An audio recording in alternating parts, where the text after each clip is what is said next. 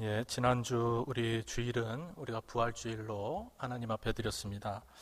특별히 오늘 고린도전서 15장의 말씀은 우리 부활장이라는 유명한 부활장이라고 불려지는 유명한 장이기도 합니다. 우리가 부활에 대한 궁금증이 있거나 부활 후에는 부활이 과연 어떤 의미가 있는가, 또한 부활은 또한 어떤 것을 우리에게 유익을 주는가에 대해서 자세히 알고자 한다면 고린도전서 15장을 찬찬히 읽어보시면 너무나도 명쾌하게 우리의 부활에 대해서, 그리고 예수님의 부활에 대해서 너무나도 자세하게 말씀을 해주고 있는 장입니다. 그래서 고린도전서 13장은 우리가 사랑장이라고 하죠. 그리고 히브리서 11장은 믿음장이라고 합니다.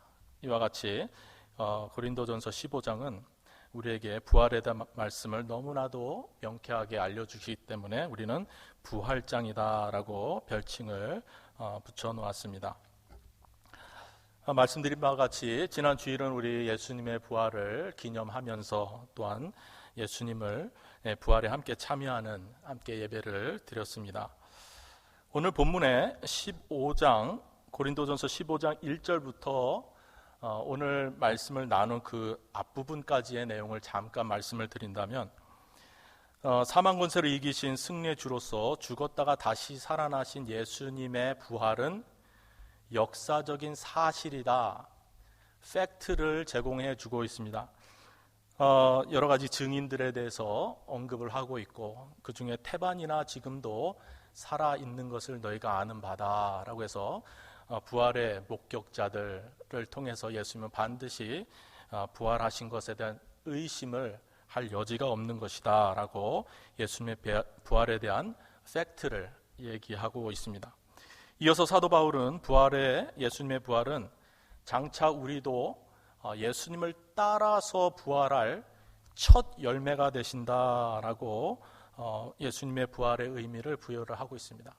예수님만 부활하셔서 영광 중에 하나님의 보좌 우편에 가신 것이 아니라 우리도 따라서 함께 부활할 것이다. 그래서 예수님은 마치 과실의 열매가 첫 열매가 맺히면 따라서 열매들이 주렁주렁 맺히는 것처럼 우리도 그 부활에 참여하는 자가 되어서 예수님의 부활은 우리의 부활의 첫 열매가 되신 것이다 라고 부활하심의 의미를 설명해 주고 있습니다. 특별히 오늘 본문의 말씀은 이 예수님의 부활을 따라서 우리가 장차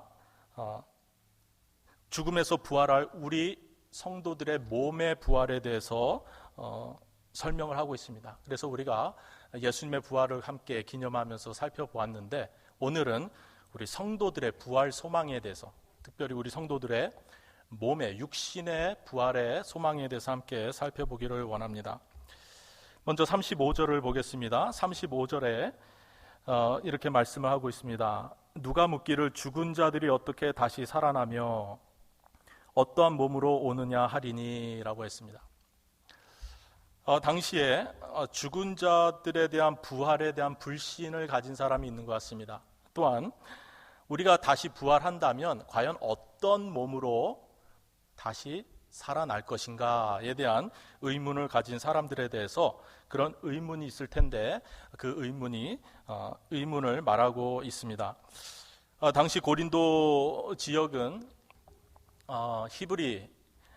헬라 문화에 그리스 아테네와 또 에베소 등과 같이 고대 헬라 문화권의 가장 영향력이 높은 도시 중에 하나가 고린도 지역이었습니다. 굉장히 큰 도시였고 또 당시 헬라 문화권의 매우 발전된 대도시였습니다. 이런 헬라 문화권의 중심 도시였던 이 고린도 지역에 있는 성도들에게 주시는 교훈의 말씀입니다.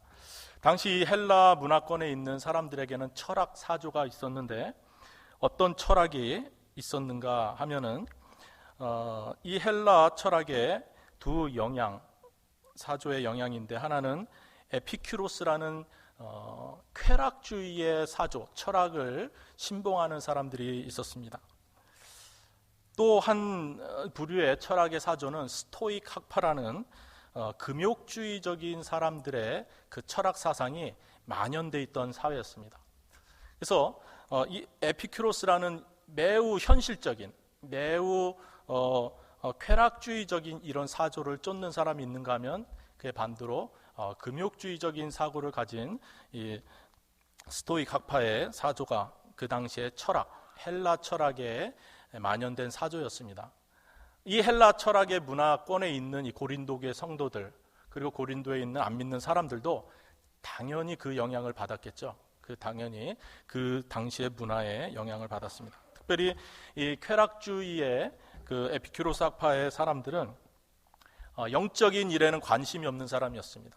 그래서 이 세상이 다다 해서 이 세상에서 살아있을 때는 죽음에 대해서 걱정하지 말아라.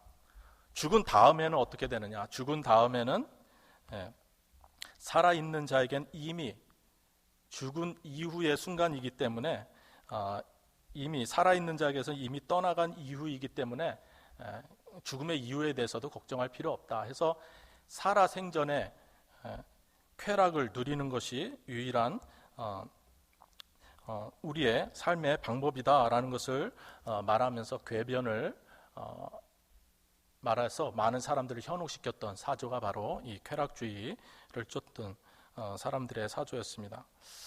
다른 학파 사람들은, 스토익 학파 사람들은 어떤 관점을 가졌냐면 이 자연 만물에 신이 계시다. 그래서 신과 자연을 하나로 생각하고 범신론 사상을 갖게 하였습니다. 모든 만물에는 신이 있다 해서 신과 자연을 동일시하여서 이 삼라만상의 자연의 커다란 흐름에 순응해서 조화롭게 사는 것이 우리의 신과의 합의를 이루는 것으로 그렇게 범신론적인 사상을 갖고 있었습니다. 그래서 이런 사람들은 죽음 이후의 내세에 대해서는 전혀 생각을 하지 못하고 있었고 선과 악에 대한 관념조차도 무시하거나 체념하는 그런 태도를 지녔던 사람이죠. 이런 하나님이 없는 사람들의 그 철학을 가지고 있는 사람 가운데, 사람들이 사는 가운데 사도 바울이 복음을 들고 간 겁니다. 복음을 들고 갈 때 예수님의 부활에 대해서 말하고 예수님의 죽음 이후에 다시 살아나심에 대하여 말하고 또 우리 성도들도 예수님을 믿을 때 우리도 장차 부활할 것이다 라고 말하는 이 복음에 대해서 굉장히 의문을 갖게 되고 생전 들어보지 못한 이 복음의 내용에 대해서 의문을 갖게 되는 것이죠. 그래서 이런 헬라 문화권에 있는 믿지 아니하는, 부활을 믿지 아니하는 사람들이나 또한 죽음 이후에 우리의 몸은 어떻게 변화될 것인가라는 궁금증을 가진 성도들에게 오늘 말씀을 통해서 명백하게 부활을 설명해 주고 있는 것이 오늘 본문의 말씀입니다. 우리 함께 사도 바울이 우리 성도들에게, 고린도교의 성도들에게 부활에 대해서 어떻게 자세히 설명하고 있는가, 그 내용을 같이 살펴보며 은혜를 나누길 원합니다. 36절로 38절까지의 말씀, 우리가 세 절인데요. 우리 같이 한번 읽어볼까요? 36절로 38절까지 말씀 함께 읽겠습니다. 시작.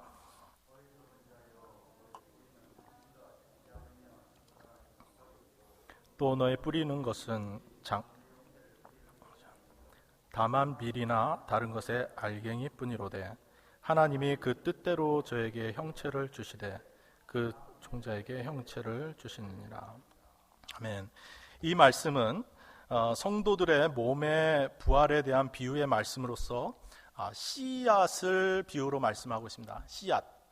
씨앗이 있는데, 우리가 예를 들면 이런 꽃이나 나무가 있는데 이 꽃이나 나무가 처음에는 이렇게 크지 않았죠. 그죠?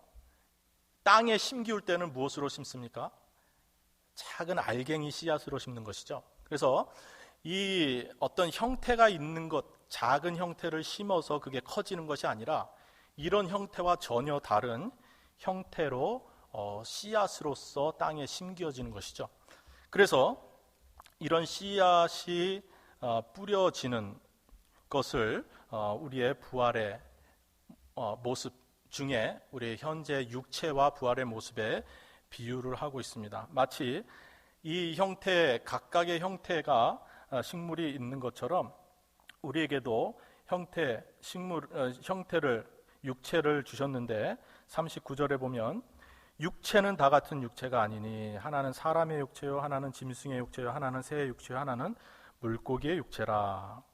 라고 하였고, 또 40절에 보면 하늘에 속한 형체도 있고 땅에 속한 형체도 있으나 하늘에 속한 자의 영광이 따로 있고 땅에 속한 자의 영광이 따로 있다라고 했습니다. 하나님께서 우리에게 육체라는 것을 허락하셨는데, 이 육체는 37절에 보면 땅에 씨앗이 뿌려질 때 이 형체로 땅에 뿌려지는 것이 아니라 작은 알갱이로 심겨지고, 그것이 어떤 과정을 겪어서 이런 식물이 됩니까? 썩어짐을 통해서, 다시 말하면 죽어짐을 통해서 거기서 싹이 나오는 것이죠. 그래서 씨앗이 뿌려져 싹이 날 때 씨앗의 썩은 부분에서 싹이 나는 것을 비유를 하고 있습니다. 다시 말하면 우리의 몸이 무슨 과정을 겪어서 새로운 형태로 나타나느냐, 죽음의 과정을 통과할 때 새로운 형태로 이 식물이 자라는 것처럼 죽음의, 썩어짐의 과정을 겪게 되는 것이 바로 부활의 새 몸을 얻기 위한 필요한 전제 조건이다라는 것을 씨앗을 통해 말씀하고 있습니다. 우리의 장차 입게 될 부활의 모습은 지금 심겨지는 씨앗의 모습이 이런 식물과 다른 것처럼, 우리의 부활의 모습은 지금 우리가 죽어져가는 씨앗과 같은 지금의 육체는 전혀 다른 형태의 모습으로 부활하게 될 것을 비유로 말씀하고 있습니다. 또한 오늘 말씀을 통해서 뿌려지는 씨앗의 알갱이의 형체는 전혀 다른 모습으로 부활할 몸을 빗대어 말하고 있는데, 이것은 말씀드린 바와 같이 씨앗의 형태와 식물, 자라는 형태의 씨앗의 형태가, 식물의 형태가 다른 것처럼 우리의 죽음의 지금의 육체와 부활의 육체는 전혀 다른 것이다 라고 36절로 38절까지 말씀을 통해서 보여주고 있습니다. 그러면 부활의 모습, 우리 성도들의 부활의 모습은 어떤 모양으로 부활할 것인가? 사실 성경은 부활의 모양에 대해서는 말하고 있지 않습니다. 어떤 형태로, 지금 눈이 있고 코가 있고 입이 있고 또 어떤 형태의 모습으로 부활할 것인가를 말하고는 있지는 않지만, 어떤 본질로서 부활할 것은 말하고 있습니다. 오늘 말씀을 통해서 우리의 부활체 본질은 어떤 본질이 될 것인가? 39절로 41절 말씀에 보면, 봉독해 드린 대로 세상에 존재하는 형체는 각각인 것처럼 하늘에 속한 형체가 있고 땅에 속한 형체로 나눌 수 있다. 하늘에 속한 형체의 모습이 있고 이 땅에 속한 형체의 모습이 나눠진다라고 말씀을 하고 있습니다. 영광도 마찬가지다. 땅에 속한 자의 영광이 따로 있고 하늘에 속한 자의 영광이 따로 있는데, 우리는 어디에 속한 지금 형체를 가지고 있습니까? 땅에 속한 자의 형체를 가지고 있죠. 땅에 속한 자의 형체로서 땅에 속한 자의 영광을 취하고 있습니다. 그러나 성경은 뭐라고 말합니까? 우리는 또한 하늘에 속한 형체로 변화될 것이다 라고 말씀하고 있습니다. 어떤 형체로 변화되는가? 42절로 44절까지의 말씀이 그것이 해답이 되고 있습니다. 같이 함께 읽어보겠습니다. 42절로 44절입니다. 시작. 죽은 자의 부활도 이와 같으니 썩을 것으로 심고 썩지 아니할 것으로 다시 살며, 욕된 것으로 심고 영광스러운 것으로 다시 살며, 약한 것으로 심고 강한 것으로 다시 살며, 육의 몸으로 심고 신령한 몸으로 다시 사나니 육의 몸이 있은즉 또 신령한 몸이 있느니라. 아멘. 우리가 이 땅에 어떤 모습으로 있습니까? 썩어질 육체로 있는 것이죠. 그리고 욕된 것으로 심어지는 같이 육체는 가득한 욕심, 그리고 죄된 모습, 그리고 하나님 앞에 범죄한 모습으로 있는 이 세상의 삶이 바로 이 세상의 육체의 모습입니다. 그리고 약한 것, 얼마나 심히 약합니까? 그리고 우리는 육신의 몸을 가지고 있습니다. 하지만 우리가 부활할 때는 어떻게 변하는가? 썩을 것으로 심지만 썩지 아니할 것으로 다시 산다. 우리의 부활의 모습은 썩지 아니하는 본질의 육체로 부활한다라고 말씀하고 있습니다. 또한 우리의 부활체의 모습은 영광스러운 것으로 다시 살게 될 것이다. 욕된 것으로 심고 우리는 영광스러운 본질의 모습으로 다시 부활할 것이다. 그리고 약한 것으로 심고 강한 것으로 살아날 것이다. 이 세상 모든 육체의 질고를 가지고 살아가는 우리의 인생들에게 부활체의 모습은 이 인생의 질고를 겪는 모든 것을 이기고 강한 육체로, 강한 부활체로 살아날 것을 말하고 있습니다. 또한 육의 몸으로 심고 신령한 몸으로 다시 살아날 것이다. 우리의 부활체의 모습은 이와 같습니다. 첫째로 썩지 아니할 것, 두 번째로는 영광스러운 것으로, 세 번째로는 강한 것으로, 네 번째로는 신령한 몸으로 부활하게 될 줄 믿습니다. 우리가 부활하게 될 우리의 육체의 본질이 바로 이와 같은 본질이 되겠습니다. 45절로 49절의 말씀은 이 땅에 속한 우리의 육체와 또 하늘의 신령한 몸을 가지게 될 부활체의 그 비교를 아담과 예수님과의 비교를 통해서 우리에게 설명을 하고 있습니다. 첫 번째 사람이었던 아담에게 주어진 것은 산영이 되었다. 하나님께서 후하고 생명을 불어넣어 주시니 아담이 산영이 되었다라고 성경은 말하고 있습니다. 이것은 굉장히 수동적이죠. 하나님께서 살게 하셨으니 살게 되는 몸이 바로 이 육체입니다. 이 세상의 삶입니다. 그래서 하나님께서 역사하시지 아니하시면 우리가 산영이 될 수가 없는 것이죠. 그래서 굉장히 수동적인 우리가 육체입니다.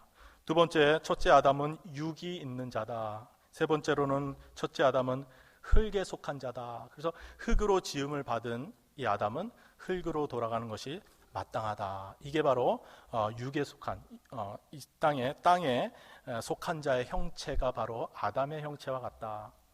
그러면 하늘에 속한 자의 형체는 어떤가? 예수님을 보면 알 수 있다라는 거죠. 둘째 아담, 마지막 아담이신 예수 그리스도에 대해서 뭐라고 말씀하시느냐면 아담은 산 영이 되었지만 예수님은 살게 해주시는, 살려주시는 영이 되었다. 굉장히 능동적이고 힘이 있고 사람의 영혼을 살려주는 파워를 말씀하고 있습니다. 예수님은 살려주는 영이 되었다. 이것은 하늘에 속한 자의 형태입니다. 두 번째로는 신령한 자이다. 신령한 자는 성령으로 거듭난, 성령에 충만한 하나님의 영에 붙들림받은 하나님이시자 하나님의 아들이신 예수 그리스도 신령한 자로서 설명을 하고 있습니다. 그리고 예수님에 대해서는 하늘에서 나신 자다. 이 첫째 아담과 예수님을 비교하면서 이것을 우리에게 말씀을 하고 있는데 49절 말씀에 왜 비교하느냐를 말씀을 하고 있습니다. 49절 함께 보겠습니다. 함께 읽어보겠습니다. 시작. 우리가 흙에 속한 자의 형상을 입은 것 같이 또한 하늘에 속한 자의 형상을 입으리라. 아멘. 여기서 보면 흙에 속한 자의 형상은 누구의 형상이죠? 아담의 형상이죠. 그죠? 지금 우리는 아담의 형상을 입고 있습니다. 그러나 우리 성도들은 여기서 그치지 않고 우리는 흙에 속한 자의 형상을 입은 것 같이 또한 우리가 예수 그리스도와 연합되어서 우리는 예수님의 신령한 그 몸과 같이 하늘에 속한 자의 형상을 또한 입으리라. 그러니까 우리가 유추해서 생각해 볼 것은 우리가 부활할 때 누구와 같이 된다고요? 예수님과 같이 하늘에 속한 자의 형상을 입게 될 것을 말하고 있습니다. 예수님의 형태는 어떤 모습입니까? 살려주는 영이요, 신령한 영이요, 몸이요, 또한 하늘에서 나신 자의 모습이다. 그래서 우리가 이 부활장 매우 좀 어렵기도 한 부활장인데 첫 번째로 부활에 대한 교훈을 주시는 것은 마치 씨앗과 같다. 씨앗이 심겨질 때는 작은 알갱이로 심겨지지만 그것이 죽어지고 썩어질 때 거기서 씨앗과 전혀 다른 형태의 싹이 나고 이런 나무와 꽃이 되는 것처럼 지금은 우리의 육체로 땅에 속한 자로서 살지만 우리가 땅에서 썩어지고 죽음을 통과하면 우리는 전혀 상상하지 못하는 씨앗과 다른 형태의 식물들이 자라는 것처럼 전혀 상상하지 못하는 부활체의 모습으로 부활할 것이다 라고 몸의 부활에 대해서 설명을 하고 있습니다. 또한 우리의 부활의 본질은 무엇입니까? 말씀드린 바와 같이 썩지 아니할 것으로 부활할 것이다. 또한 영광스러운 것으로 부활할 것이다. 또한 강한 것으로 부활할 것이다. 또한 신령한 몸으로 예수님과 같은 모습으로 우리는 부활할 것이다 라는 것을 우리에게 말씀해 주고 있습니다. 그래서 이 세상을 살아가고 있는 성도들에게 무엇을 말씀하고 있습니까? 육체의 부활에 대해서 말씀하고 있습니다. 우리는 육체의 부활을 경험하게 될 것인데 우리의 육체의 부활, 몸의 부활은 마치 이와 같을 것이다 라고 말씀을 하고 있습니다. 51절로 53절까지에 더 명확하게 우리에게 그 때와 시기에 대해서 말씀을 하고 있는데요. 우리 같이 한번 읽어볼까요? 51절로 53절까지 말씀 우리 큰 소리로 함께 봉독해 보겠습니다. 시작.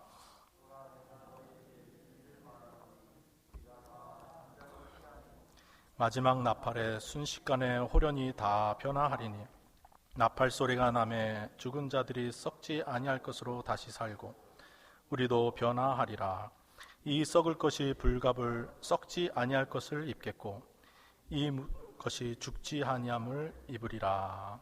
예, 우리가 부활할 때 몸을 입게 되는데 그 몸은 그 육체는 두 가지의 본질을 말하고 있습니다. 첫 번째 본질은 썩지 아니할 것이다. 우리 땅에 속한 자의 형체는 어떻습니까? 육체는 흙으로 왔으니 흙으로 돌아가는 모습이겠죠. 그러나 우리가 부활할 때 입을 그 옷은, 입을 그 육체는 첫 번째 본질은 썩지 아니할 것이다.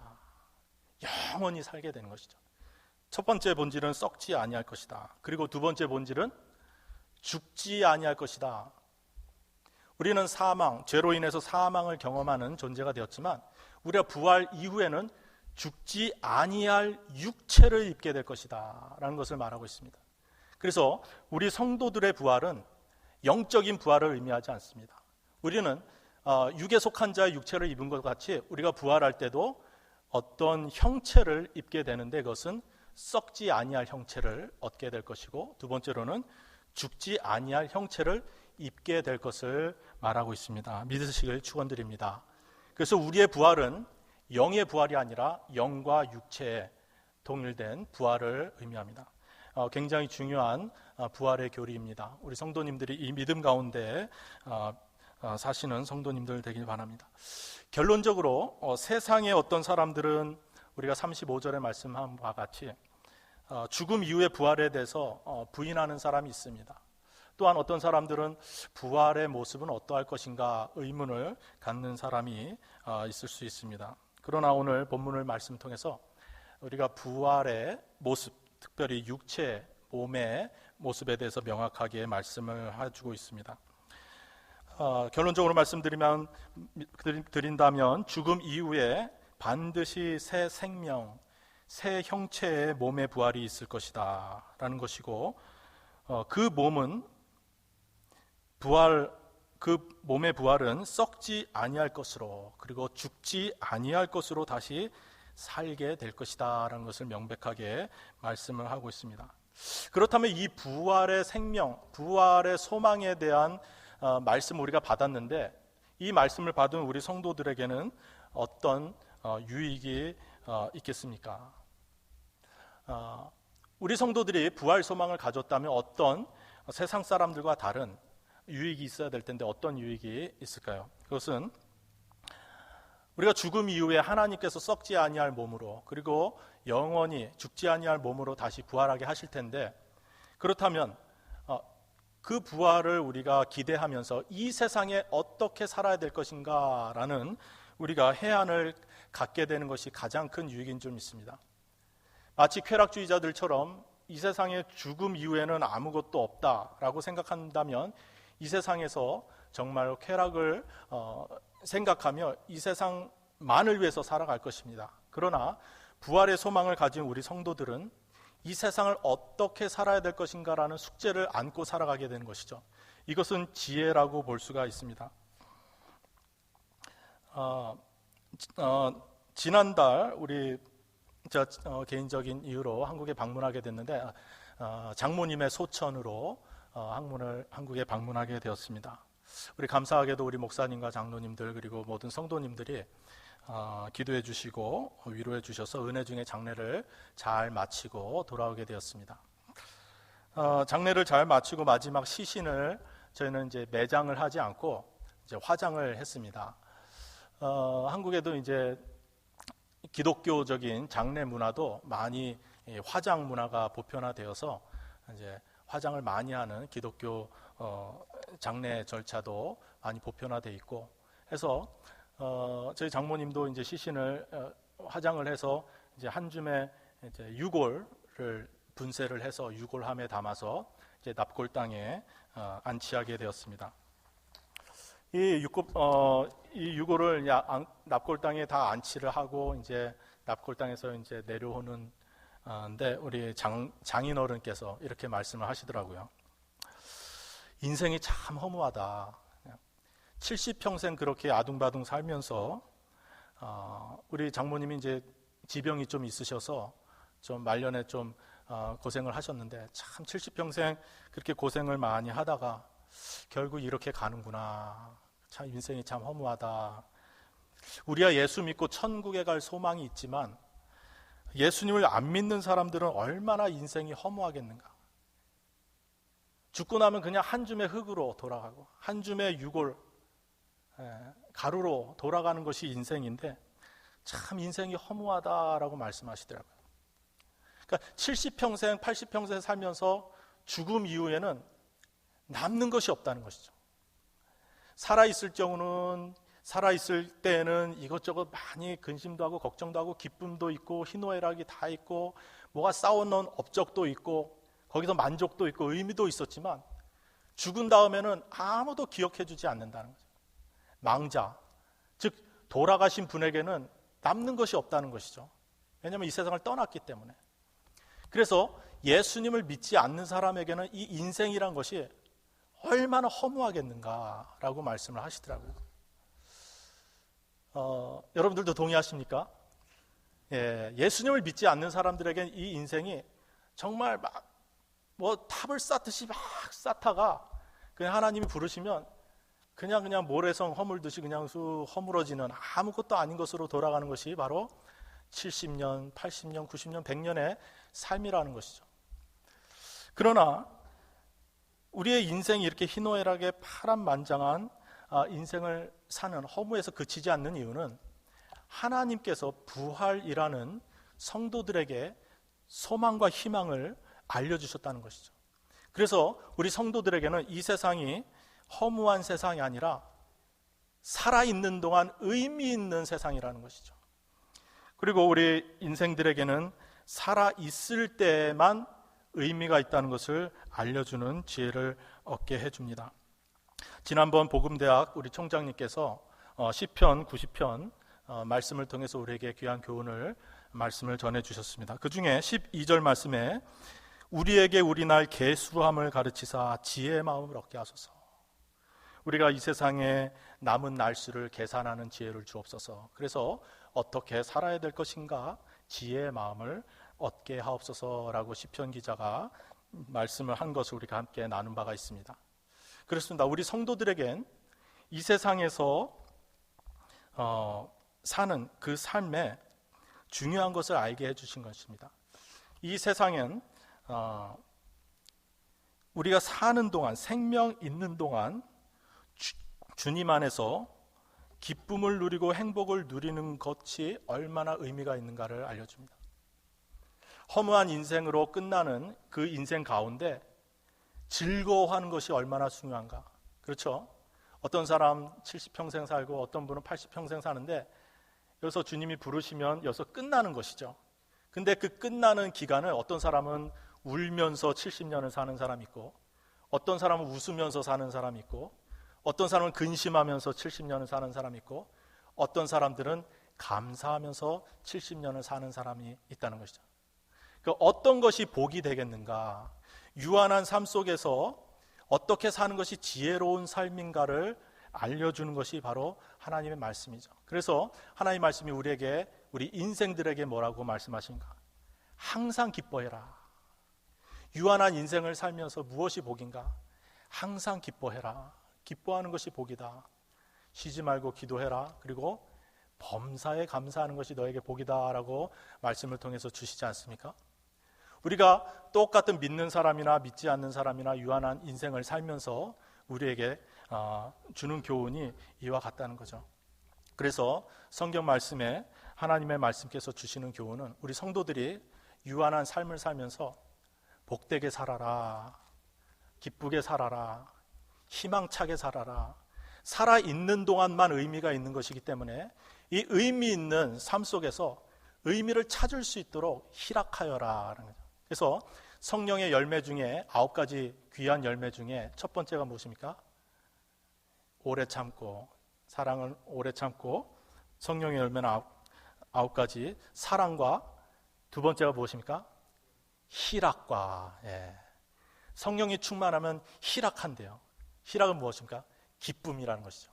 그래서 성령 충만한 삶을 살 때 우리는 희락이 있다는 겁니다. 그래서 우리가 이 세상을 살아갈 때 사랑하면서 살고, 두 번째로는 뭐 하면서 살아요? 희락하면서 살아라, 기뻐하면서 살아라 라는 것이 바로 하나님의 교훈의 말씀이죠. 그래서 우리가 신앙생활 열심히 하고 또 믿음생활, 기도생활, 말씀생활 잘 할 때 하나님께서 무엇을 주십니까? 우리에게 희락을 주시죠. 그래서 유한한 인생을 살할 때 우리에게 주시는 가장 큰 복이 무엇인가 생각해 볼 때 기쁨이 아닌가 생각이 됩니다. 우리 성도님들 유한한 인생을 살면서 우리는 부활하면 그 영광스러운 몸을 입지만 그 전까지 이 땅에 살면서 어떻게 살아야 되겠습니까? 하나님의 복을 누리면서 살아야 될 텐데 그것은 바로 즐겁게 사는 것입니다. 우리 하나님께서 주신 가정들, 자녀들과 더불어서 즐겁게 사시길 축원드립니다. 이것이 지혜롭게 사는 복된 인생의 모습이라고 볼 수가 있습니다. 그러나 이렇게 지혜롭게 산다고 희락하면서 즐겁게만 사는 것이 끝이냐?